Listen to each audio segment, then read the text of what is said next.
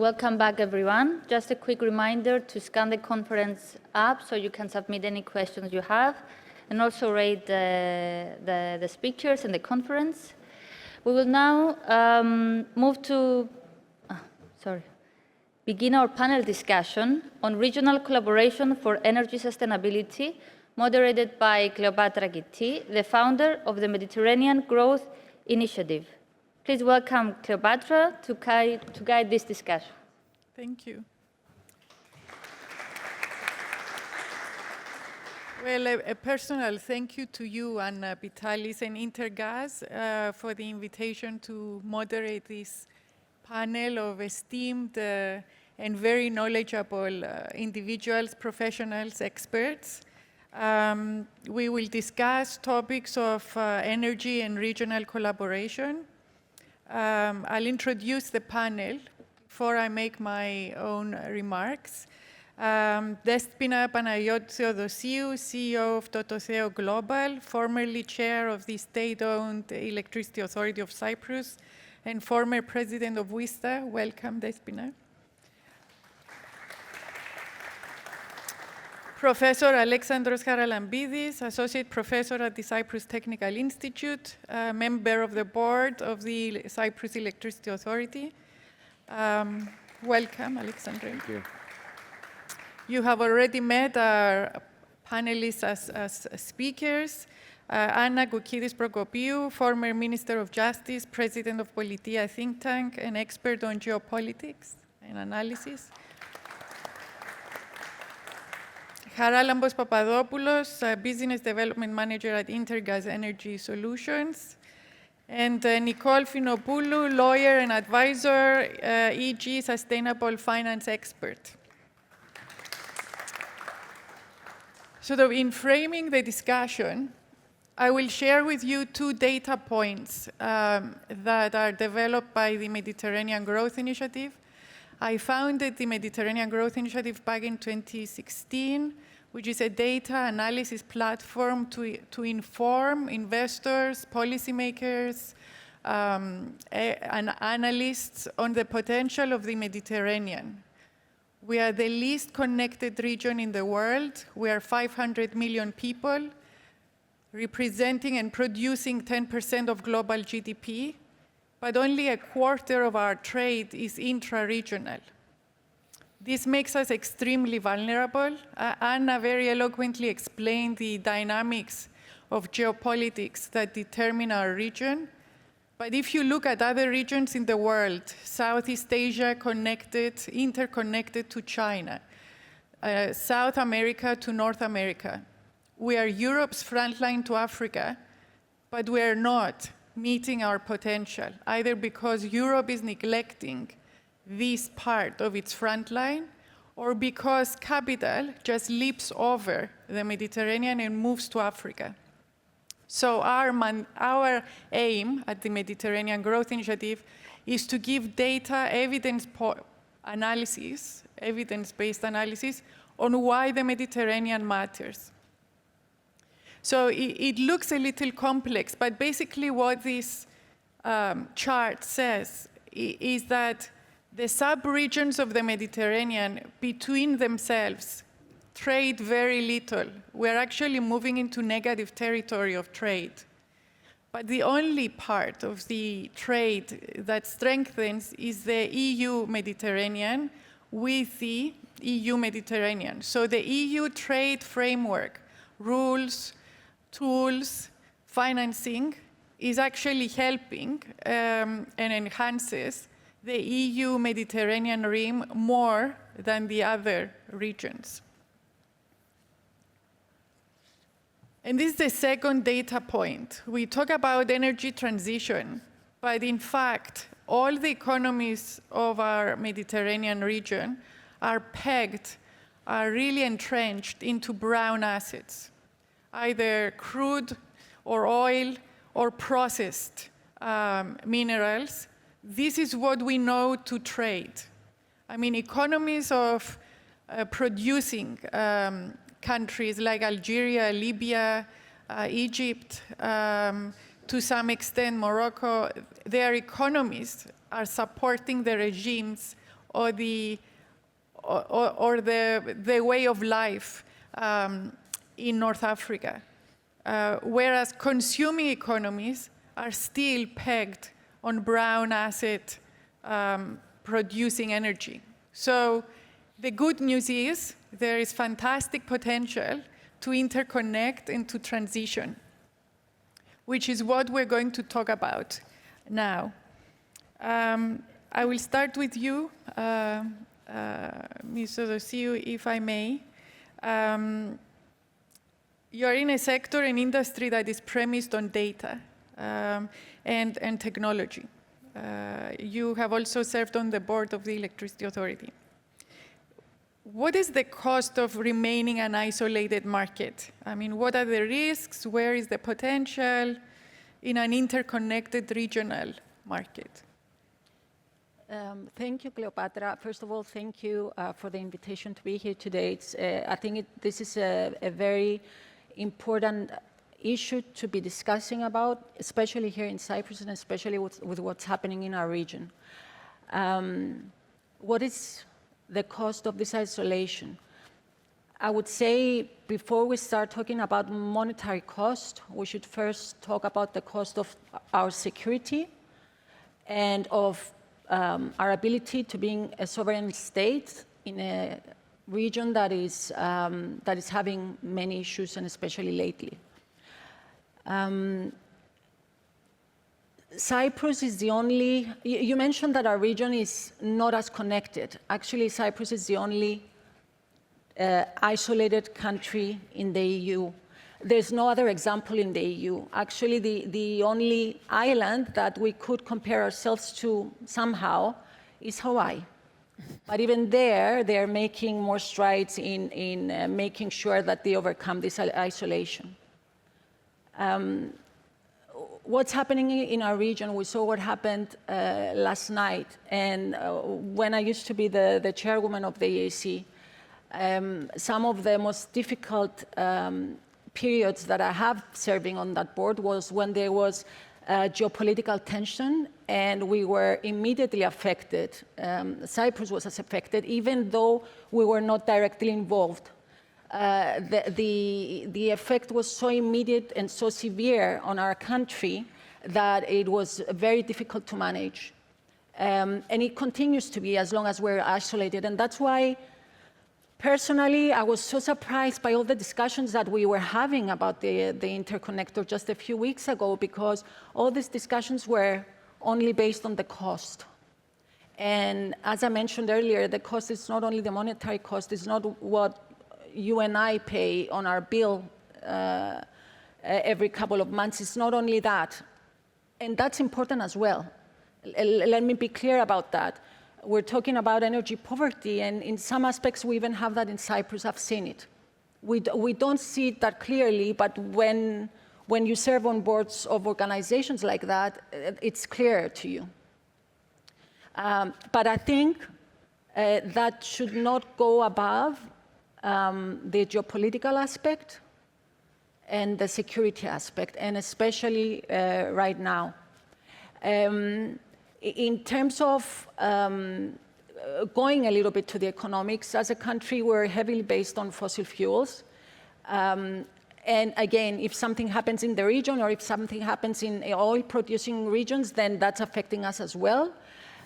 So that's something we need to see. Obviously, we have many solar parks now, but they're not enough. And we're talking a lot about the grid. The grid, you know, people talk about the grid in Cyprus that it's old. It's not old. It was built in a way, like most grids in Europe, that technically, you know, you take the power from certain power stations and it goes to cities, it goes to villages.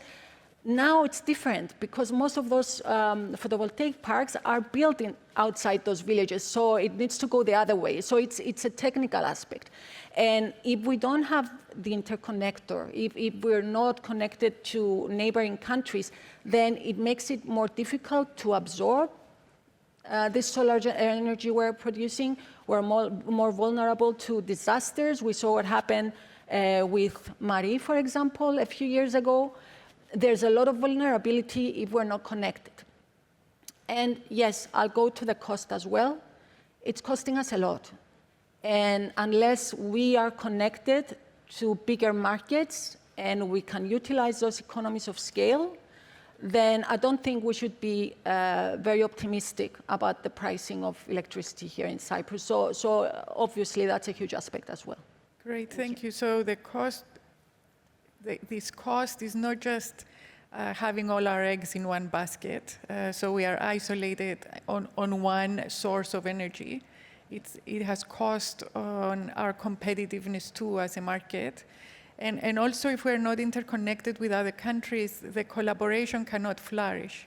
Our businesses cannot bid in new projects, we don't build capacity. If I may, Cleopatra, it's not only the businesses that are in Cyprus already, but it's also businesses from abroad that want to invest here. Correct. And if these are businesses or investments that have to do with industries that are consuming a lot of electricity, data centers or whatever else we may be discussing right now, and I come from an industry that there's a lot of investment outside the countries of where these companies exist, like satellite operators. But if there's no ability and it's very costly to build here, then or to operate here, then it's not going to happen.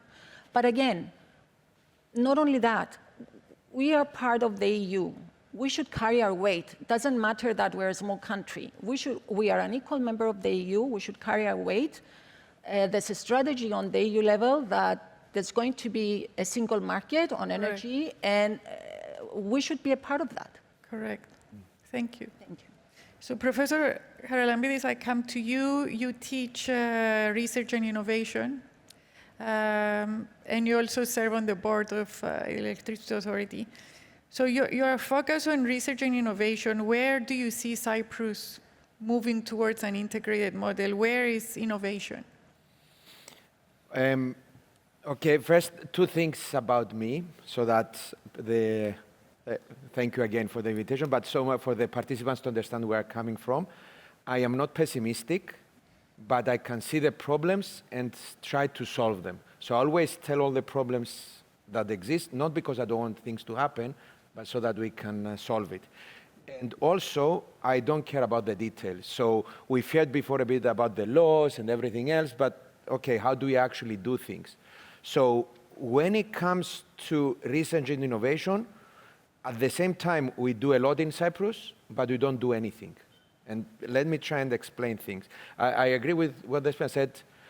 Cyprus is an isolated island, so exactly Hawaii and Okinawa are the closest to us, and maybe Malta, even though they have an interconnector with Italy. So they're not completely isolated. What we rely now in Cyprus is existing technologies from others. So for me, let's take the example of electricity, but it's the same everywhere. Either we import oil and money goes out to the countries that produce oil. Either we have photovoltaics and batteries in Cyprus, and then the money goes out to whoever will get the minerals out and produce the photovoltaics, or we're connected with the interconnector, and then the money will go out to the person who will producing it in Greece or in Bulgaria, the electricity. The end result in Cyprus, apart from small changes in the electricity prices, is not going to affect our daily life. What we should be doing is collaborating to find the existing technologies that we can develop here in Cyprus, that we can then sell abroad and improve that aspect. And that's where I said we're both doing enough and not enough. How many of you are researchers, by the way? One? How many of you work at a university? Another one. So there are a lot of money in research. We do a lot of stuff, but it doesn't tie with our NACP targets, our national energy climate targets. And even if they are matched, we don't know how to go from step A to step B, from point A to point B. And this is part of the research we've been doing is, let's study what Hawaii is doing. They have an amazing program with Elementor Accelerator, of how they're going to fund startups, how they're going to fund universities, how are they going to pilot those technologies, how are they going to then scale them up, take them abroad, and bring that knowledge in Hawaii and in Okinawa now with the Okinawan Institute of Science and Technology. We don't have that in Cyprus. We have 7 centers of excellence. We have 3 public universities, 6 private universities. We are all running around like chickens, headless chickens, doing our own thing without any coordination. And I said I'm not pessimistic, even though everything I said so far is a bit pessimistic. And this is part of the work we do, is how do you put everything in an action plan? What steps do we need to do, and when, and how much money do we need, and when to do it? And I'll give an example of what happened and what we proposed, and then we can discuss more about, collaboration. We collaborated with Malta. Sorry, step back. There was a French inventor with floating photovoltaics. We brought her through our accelerator in Cyprus, met with marinas, with port authorities to install floating photovoltaics in the open sea to bring electricity to the ports. She found investment from a VC fund in Cyprus, actually 2 of them, but the permits from every single governmental organization for a small pilot was so expensive, it was like if you do the full project. So she left Cyprus. So that's why we collaborated with Malta, because they have the similar issues. Let's do what's called, for example, it's in English, it's called FOG, first of a kind, which is let's pilot something before it's freely available, not freely, commercially available. And that's why we set up the whole mechanism, who we need to involve, how to do it, how much money do we want to do, where we can do it, and we set up the action, how can we actually do this piloting of new technologies, collaborating with Malta. Because we are not big enough, they're not big enough, we cannot compete, we cannot do it alone, so we wanted to collaborate. Unfortunately, we didn't get the funds for it, so we are back at 0, writing a new proposal for that. So, it goes to show the mindset. I think it's a mindset issue. Because we are isolated, there's another cost, which is the cost of our mindset, staying to do the things we've always done, because that's what we know how to do. But being interconnected, there is a natural competition or urge. The system takes you with it to grow the mindset and grow capabilities. Do you see any of that changing? I mean, Mr. Panagidis of the Ministry of Commerce, Industry and Energy should have been here now. He could have explained things to us. But do you see anything changing? I can't disagree with the mindset. I think it's all about quantity. For example, all the older professors at the university in Cyprus, or at least most of them, they were educated in the UK, in the US, in Germany, in Greece, so they came back with lots of ideas. But as we expand, it's only a small percentage of the population, so it's not like we're missing the mindset, is that from every 100 professors, 10 of them might want to do a startup innovation, then 1 will succeed. Well, if you go abroad and one university has 10,000 professors, 100 of them will be successful. In Cyprus, we have 100 professors. So scalability. Only 1 of them will be successful. So it's not so much a mindset, it's that we don't have enough people. And that's, again, collaborative. How can you collaborate to bring people in Cyprus so that we can work together? Correct, thank you. That's a great point, because that's about interconnectivity, right? Yeah. Everything, yes. So I'll stay in the technology sector with Charalambos Papadopoulos. Mr. Papadopoulos, you spoke earlier about the integrated energy systems, and you also talked about the digital twin. So talk to us a bit more about that, and how is it relevant to shipping? Okay. Digital twin, actually, it is, let's say, a little bit old technology. I would like to say about the history of it. We can trace back in the 1970, when it was an accident to the Apollo 13 mission. And the NASA engineers, in order to prepare the spaceship, they use a physical replica ground, but real data from the spaceship, in order to simulate first the proper solution. They found the proper solution and sent the engineering procedures to the space in order the astronauts to repair their ship. After 2000, NASA initiates, let's say, the modern concept of digital twin. And after 2010 to 2010 or 2015, we saw the first applications, commercial application. Now, specifically for the marine sector, actually digital twins, they are going to follow exactly the same route, let's say, like the rest of the industry. More specific, because AI, it's a technology that's getting better and better by time, we're going to see some very important advancements in the near future. And as I mentioned in my presentation before, the prescriptive maintenance and the cognitive twins is going to change a lot our machines. It's going to be a little bit like Star Wars, when the spaceships and all this stuff, they have the ability to repair itself. It sounds a little bit futuristic, but it's not. It's very close to us. So you think this will also change the way our households and our business will, absolutely. factories and hospitals and big buildings operate? Absolutely. It's not something that concerns only businesses. It's also about households. And I will relate the digital twin with the energy management. So if we want to use a cleaner mix, we have to adjust it. And the only way to do that, it is by using AI in order to define the proper mix between renewable and non-renewable sources. So and back to you, Professor.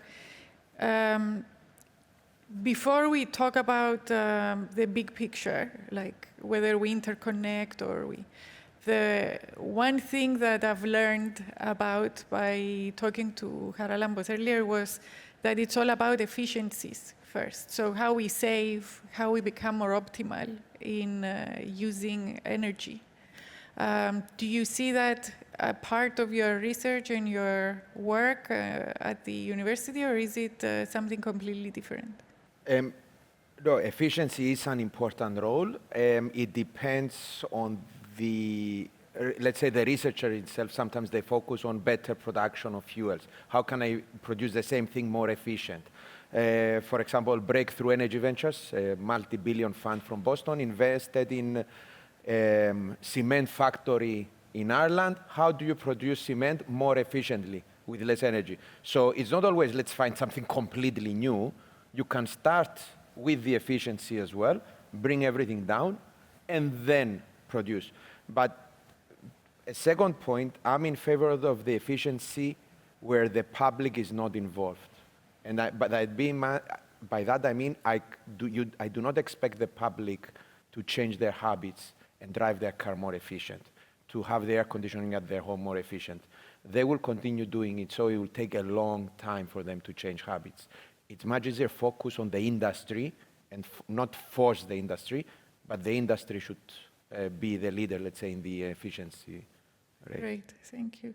So the shipping sector is under extreme pressure to become more efficient in the fuel it uses or the type of fuel it uses. Do you think the digital twin or predictive analytics or is something that the shipping sector should consider? Okay, yeah, already we have applications from weather forecast, more advanced weather forecast, but also to monitoring better the performance of single machines, but also the ship itself, the performance of the ship itself.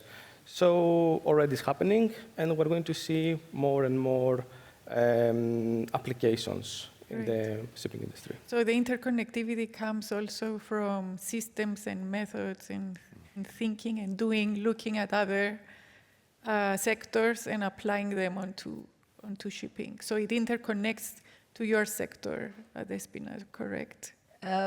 Definitely it does. We also have to do a lot with technology and with developing applications.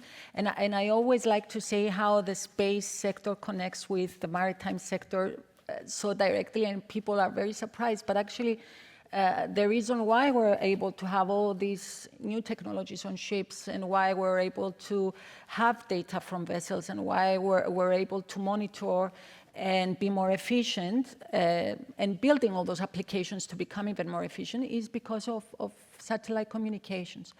And because we've had a lot of advancements in our sector as well, it's a huge sector that didn't move that quickly. It's very difficult to access that sector. It's very difficult to live, especially for satellite operators. But because there have been advancements and some very rich businessmen on the world stage decided to invest in that sector, we've seen how things changed in a year and a half.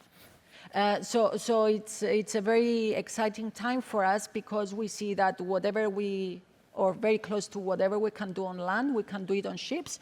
And it's coming at a very appropriate time for the shipping industry because there's so much burden, but also responsibility in terms of performing on the environmental front.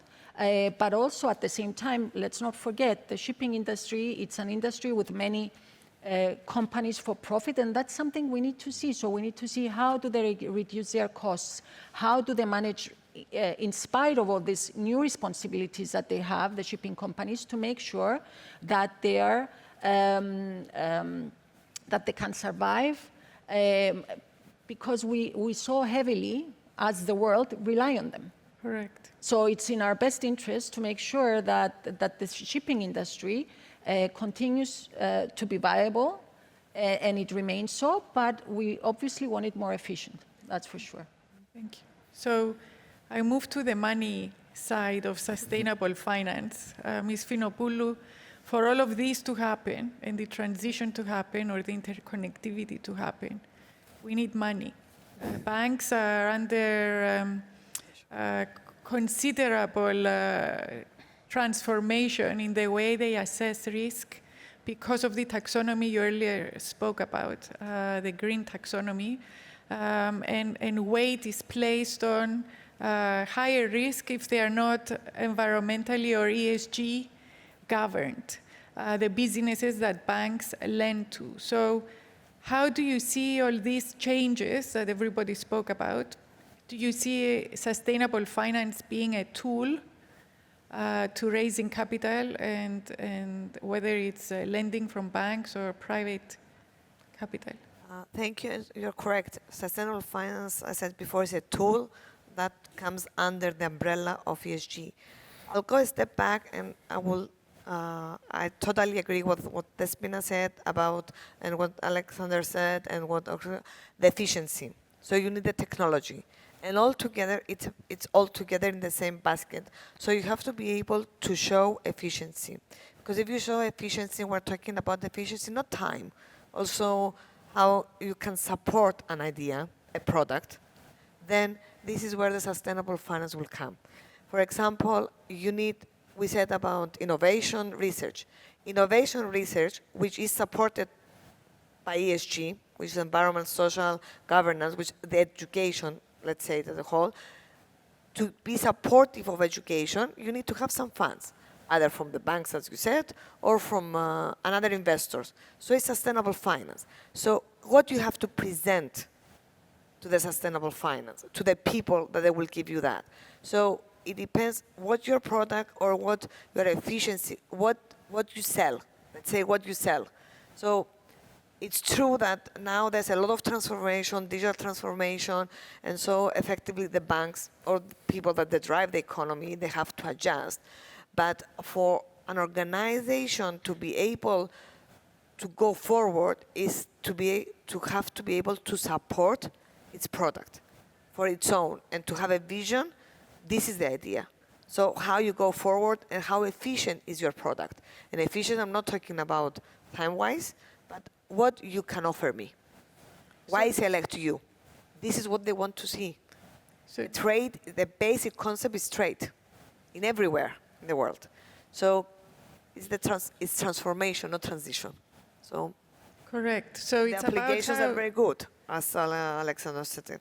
so how we transform the entire process, processes in the organization, whether it's a service or a product, to a new model with new indicators. I wouldn't say new. Personal would say upgraded. You don't change the Upgraded model. You don't or- throw it out. You Right. just upgrade it. You adjust it, and that's why you move forward. And all we're doing ESG and everything is a move forward. We are not changing the basic. So the financial ratios stay the same, but the methodology, how you get to Methodology, the exactly. transformation is different. And that's how banks can Everywhere. weigh the risk of financing this transformation. Totally agree with you. This is it. It's just the methodology, and you have to adjust, not to adjust like tick the box. It's to understand, as to adjust, and to upgrade, and you see your systems. And so you see your efficiency. And for publicly listed companies, rating agencies have a big role to play, correct, in this transformation. They actually They were the judge your biggest. story, Yes. and they credit rate you, how worthy you are. They were the first, actually the public regulated listed, because if you want to be listed and you became public, definitely from before you pass a whole other upgrades, because it's a domino effect, it's a transition. So it was the first thing that was hidden, the big companies, as I showed before, when we said we're the money with ESMA and everything. So it's like now all the regulations, they will affect, and they are affecting the small companies. So it's not if you are big or small, it's organizational thing, it's governance thing. Governance is not only the board, the shareholders. Governance is how you operate internally. So it gets everything in an organization. In the shipping sector, having a large supply chain or an extended supply chain or a value chain, it means every partner in that chain needs to be certified. Correct, and this is what it came actually. It started against the S, let's say, the CSR. You have the CSR, corporate social responsibility. You have CSRD, what Europe said, CSRD, which is the reporting. And then you have CDD, which is the supply chain, the due diligence. So now they connected everything. So they find the supply chain, the trade, how to connect it. And the shipping industry is one that has many. All the supplies are there. All the chain is there. So it's up to the governance how to check their suppliers. So you're an expert, I think, in all the acronyms that Europe creates. Remind me, a very good friend of my lawyer that says, okay, when we say about acronyms, because Europe works with that, is because you cannot say the big, for example, to say CSDDD is like corporate due diligence directives. So it's too big. So we came to say the acronyms. So he's expert to the acronyms. You can ask if you want, by all means. Well, thank you. Thank you. So last but not least, we spoke about the changing world. So the world is changing, not just geopolitics, but how we do business, how we raise capital. You spoke extensively, Anna, about the shifting sand of the lay of power here in our region. How feasible do you think it is that in the emergence of a new power structure, we become more interconnected? Because interconnection means less conflict. We have too much to share to fight each other for. Will we ever reach that point, you think? You know, it's a matter of perception. Now, and one of the concepts we're not very good at grasping, I think, in Cyprus is the concept of opportunity cost. What is the opportunity cost of not being interconnected? What is the risk associated with not being interconnected? And this is reflected, or was reflected actually, in our foreign policy, the non-alignment movement, not choosing sides, et cetera, et cetera. This is gradually changing. But what we need, there are two things which I think are important, is that the Americans are still the most powerful people to be around. And in my mind, they will still be for some time, as of now. I don't think that they are a dead superpower. They're still there. They've got the biggest army in the world. They've got all the multiplier and accelerator effects coming from technology. They've got all the big tech giants in the States. They've got pockets of growth and innovation around universities because they're very good in making good use of everything that they produce out of thinking, translating it into products and services and money. The Israelis also are very good in doing that. And the military technology was pivotal, both in the States and Israel, in pushing the economy forward. I'm just saying because I don't want to give the wrong impression that the Americans are dead and the Chinese will take over the world. I don't think this is the case yet, and the Chinese economy is not doing very well lately. There are troubles. As for Russia, I think some American economists have described it as the vassal of China because of the economic problems it's facing. Maybe it's not that. But I don't think there are many prospects in recovering anytime soon and taking over. Now, why am I saying this? I'm saying this because to me it is obvious the camp we should be. And we already are there, but we don't say it. And I've had a lot of my European colleagues when I was a minister say, why are you sort of debating whether you're in the West? Yeah. You're a democracy in a region surrounded by autocratic, authoritarian regimes. You are in the European Union. How can you sort of debate whether you belong to the West or not? So we know who the most powerful camp is. We know who we can be aligned in terms of values, and that is very important to be your underlying premise when you're making policy. Who is closer to me in terms of values and understanding and worldview? And the answer is quite obvious. So coming to a conclusion out of those two axioms, the autocrats of the world are trying to unite. And I'm putting very bluntly. And they don't really like democracies much. Why? Because democracies point out the paradigm, the democratic paradigm is pointing out to their citizens what they're missing. Okay? Democracies are disputing the raison d'être and their raison d'etat. So they are trying now to come into the region, to come into the picture, to become more relevant. So do we want to be dealing with them? Are we happy that they're allowed space in the region? Or should we be part of the bigger picture and think in terms of win-win? And I'm finishing. I think I need to say something about Turkey and the Cyprus problem because we haven't mentioned it. Now, if we don't have security, nothing of what we've discussed can happen. And I'll give you an example. Last night I was at a formal event, a very formal event, but then there was some sort of skirmish at some point, and I realized something was going on. And then the moment we all went out and we switched on our phones, you could see that there was the attack.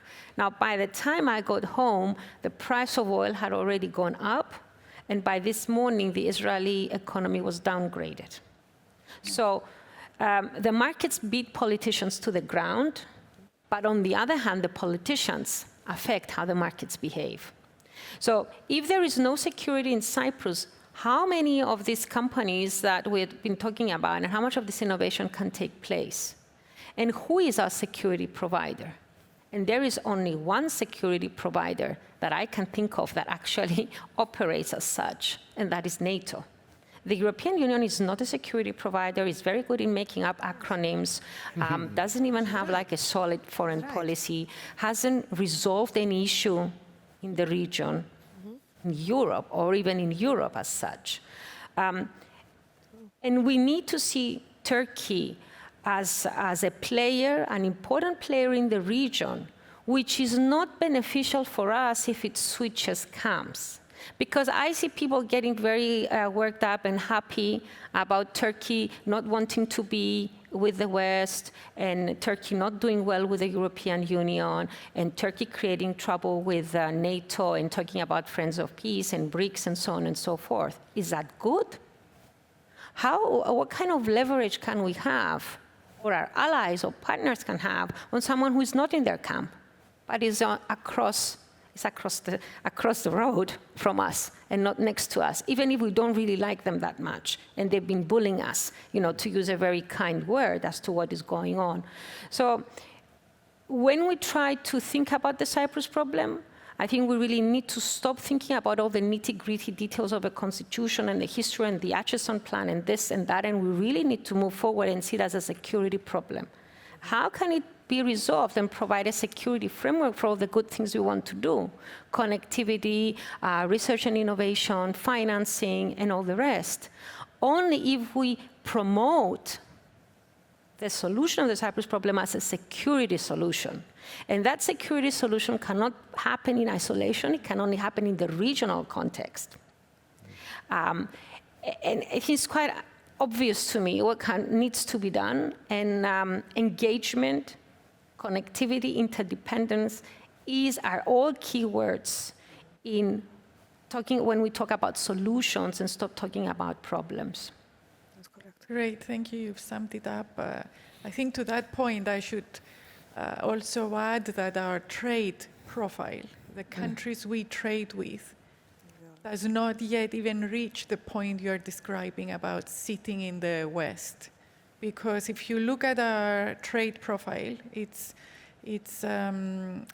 bankers, which is all the shipping and the shipping-related external hubs of doing business, which is BVIs or Liberia or these types of jurisdictions. Then it's China, then it's Russia, and then it's Greece and the UK. So I think our economic diplomacy, or the way we orientate where we do business, how we finance our trade, must dovetail with the description you've just given us, not just about Turkey, but being interconnected with the West. So thank you. Can I make a comment on that, though? I agree. That's the profile, but we have so companies companies now in Cyprus that innovate and have collaboration with other countries. And I'll speak for our company. We have a collaboration with a major satellite operator based in the United States. And they wanted a partner in the region to be able to help them in case of emergency response. And through our commercial collaboration, this opportunity came. I think countries like the US, and now with this renewed love in our relationships, I think there's a lot of interest in seeing what is happening in our country, where perhaps they could invest, or which companies they can cooperate with. And I think there are companies like that in Cyprus and in Greece, if I may say so, because we operate there, and there's a lot of interest. But I think it's up to us, and I think it's also up to us as a country having a renewed strategy when it comes to this. And because this is an energy conference, I have been vocal and critical in the past about the energy strategy that we have. I think we really need to sit down, the state, the public sector, the private sector, and talk. I agree with Alexandros. The mindset is there. But we need to start seeing what we can do with partnerships. We're a very small country, and we need to take that into consideration. And when we plan for the future on energy, we need to make sure that all the strategies we have, they do not compete, or at least we know what our priorities are. And it needs to be transparent so everyone can be involved, because the private sector has invested a lot, and I understand their concerns right now. But at the same time, because this is a small country, we do need the likes of the Electricity Authority, an organization that is heavily regulated. But there needs to be cooperation. They cannot work in isolation. Great. Please, I think we... Question from the audience here, and I think this is for Despina. When the off-grid will be available in Cyprus for private houses, and whether any government subsidy is considered? When the off-grid will be available in Cyprus They are. Maybe this is for Alexandros. Maybe this is, well, until 6 months ago, Yes, you could when add. I was there, okay, there are definitely discussions, but that's something that it's on the Ministry of Energy, but I don't think at this point we're ready to do that, but. Well, Alexandra. private opinion, not Yeah, on yes, part of private the opinion, AEC. yeah. Technologically, anyone can do it. Yes. Cost-wise, I would not advise them to be isolated, because if they have three, unless they will have enough storage to take them on for a week or 2 weeks, you cannot rely only on photovoltaics. If you're going to do hydrogen and store it as hydrogen, if you're going to store it in another way, you can do it. Technologically, everything is there, but it's so much expensive. You just use my house, your company as a storage through the electricity authority network. So financially, it doesn't make sense to be completely isolated. And if I may, that is why I think it's so important that if the state is giving funds to houses for solar panels, I think it's very important to assist or give funds when it comes to storage. I think that's the most important aspect, and that's what is not going to affect the grid if there is actual storage. And the storage can also, I know we're running a bit late, but the last one is storage can also be an electric car. So you see one ministry giving funds for electric cars completely unrelated with the funds from another ministry for the voltaics, and completely related with EAC's strategy about networks. Yes. As I That's said, why we we're don't have a running around unified like strategy, yes. headless chickens. Yeah. So I want to thank my panelists. Excellent conversation. Shall we open the floor to any other questions from the audience? Yes. Thank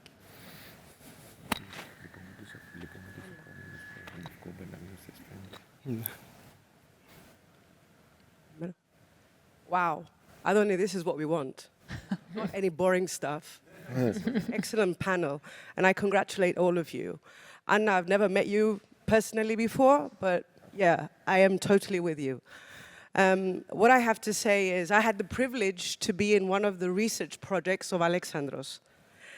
And Alex had once said to us during the project, imagine that you have all the money in the world. And Alex, I will take it to death with me.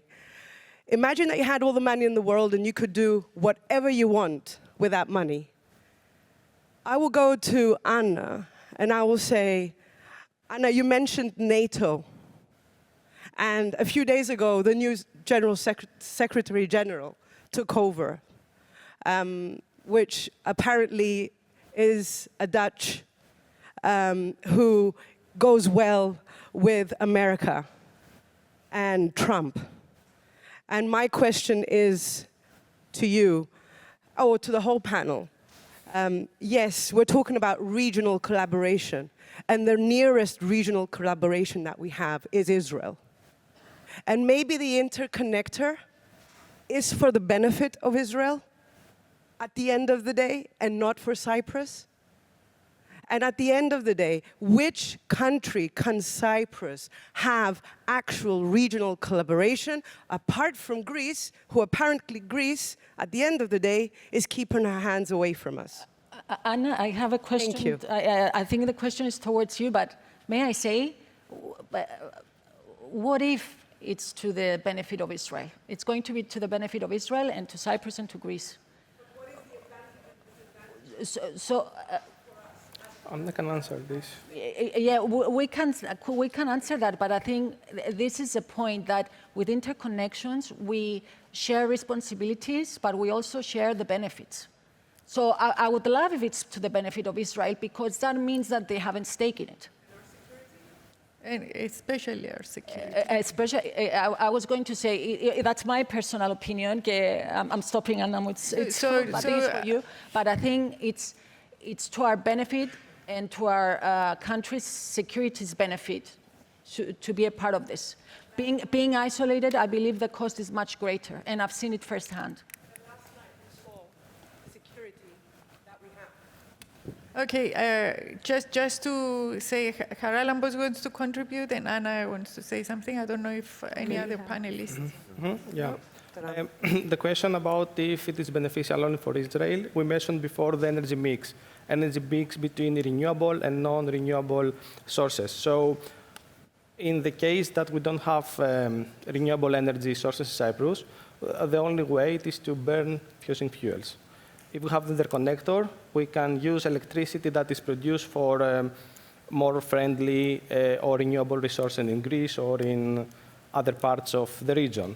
So it will be beneficial for us, not only for Israel, just a technical. And another thing, the administrator of the electricity grid in Cyprus probably it is the worst job, I think, because you are isolated. You don't have options how to stabilize it. And this is another thing very important, the stability of the electricity system in Cyprus. And we saw what happened 10 years ago with Marie. Great, thank you, Haralambou. Anna? Yeah, I mean, we can't really escape from geography, can we? And what we saw last night, I saw people posting photos on Twitter of seeing the rockets. This is where we are.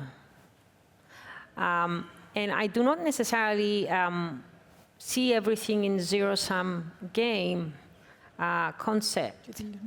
So if it's good for Israel, why not? If it can still be good for Cyprus. And we must give credit to, let's say, a change, a maturity in our foreign policy, which we can trace back to the previous government, actually, in opening space for Cyprus. Because being on friendly terms with Israel doesn't prevent us anymore to be friends with Egypt, to be friends with Jordan, to be friends with Saudi Arabia, to be friends with the UAE, to be friends with Qatar. Now, these notions were alien in the past because of different realities in the region. But I must say that Cyprus has been moving towards the right direction as far as regional partnerships are concerned. Just to give one example, remember during COVID period, the Israelis had promised vaccines, and then they couldn't deliver. And then we got them from UAE. That's just one example. And it's the same now with, when I was a minister, we're dealing with how we could get more helicopters and planes to assist with fires. And we had an excellent cooperation with Jordan, for example. They were the fastest to arrive, very, very efficient and very willing to help. And then we got another state, which I can't really say because, can't name because it's not out yet, which was willing to sponsor it as part of the region so we could create a base in Cyprus for the whole region. So the regional cooperation is happening, and we should not see that if Israel were against the Arab world, because the Arab world itself, and I've said it in my speech, is dealing with Israel. And the Palestinian issue was not really a priority, and I could even dare say that it's not a priority for the Arab nations anymore. They know that, it's a never-ending story. They know how corrupted the Palestinian leaders have been in taking down money which was not used for the benefit of the people, but for many other purposes, ending up in private accounts in many cases, so they know about that. And this is, by no way I am minimizing what is going on now, and I am approving it.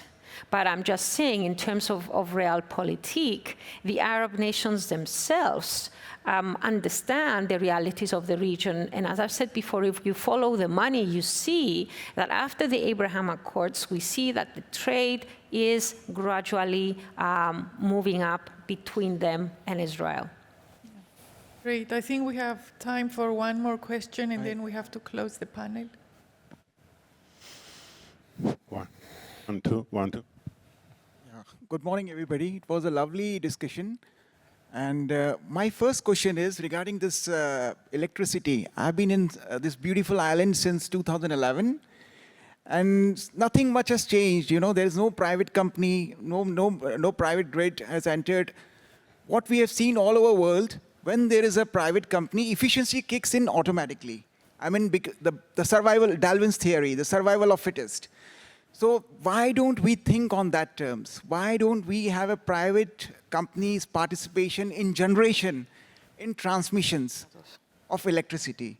This is one of the basic things island needs to promote industry, because most of the industry require energy. So to bring down the cost should be the priority of any government. And secondly, I would like to, it was a very meaningful discussion. There are many green initiative projects which we have initiated. However, the policy at the government level has to change in the sense that, we need some talent. As you rightly said, we need to connect with the people, connect with the countries. We need to get the talent in Cyprus. And so it could be from anywhere. America is America because they allow people, they allow talent to come from anywhere, whether he's from Vietnam, whether he's from India, whether he's China. However, it's quite difficult to get people which are not European to Cyprus. However, they can, once they are in Cyprus, they are going to boost the economy for Cyprus. Especially the government should take initiative in the green project. If we talk about that we are doing something about environment or we are doing something about, it should reflect in the action, which is right now not happening. It's the cost to get a guy from a guy who can do wonders is quite expensive if he's not European.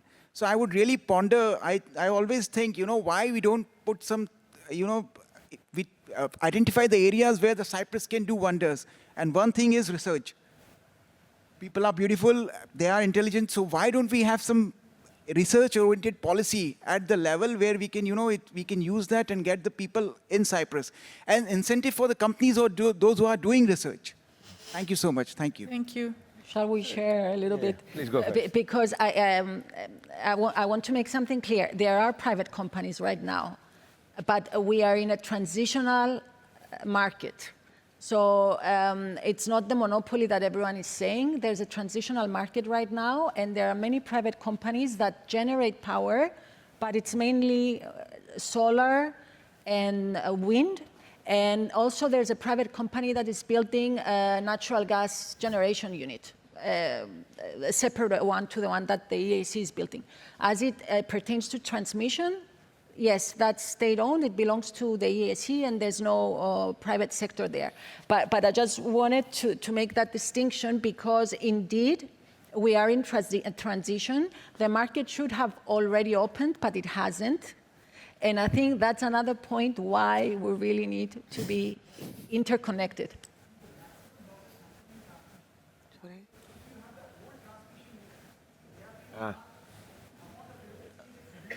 There's a lot of curtailment for sure, because a lot of the time there's not enough demand.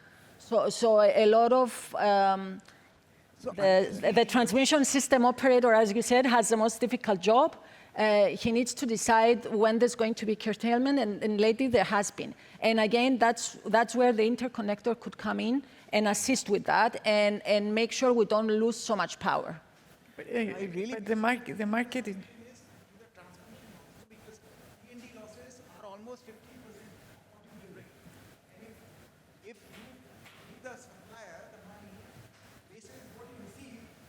It's less. Yeah, that is a strategic decision, though, of the state. And I'm sure many private companies would love to be a part of that and invest in that. But for now, it remains as a strategic decision of the state, and they haven't made this decision. But yeah, you can explain more the technical aspect. Because it might not be so relevant to the rest. One thing, I agree with you, in the past, it was not easy to bring non-European citizens to work. Now with the 7 centers of excellence and the new policy by the Deputy Ministry of Innovation, it's a lot easier to get a visa if you are going to be highly paid with degrees and everything. Still, it's not as easy as having someone from EU coming. So I agree with you that things still need to be improved and become more efficient, but it's moving towards the right direction. With the grid, I disagree that the grid has a problem. It was a problem of the strategy of the country. If you're going to build a highway from Limassol to Nicosia, and you start building the highway, and then suddenly you have 100,000 moving to Paphos, it's not the grids, the highways grid connecting Limassol to Paphos, which is the problem.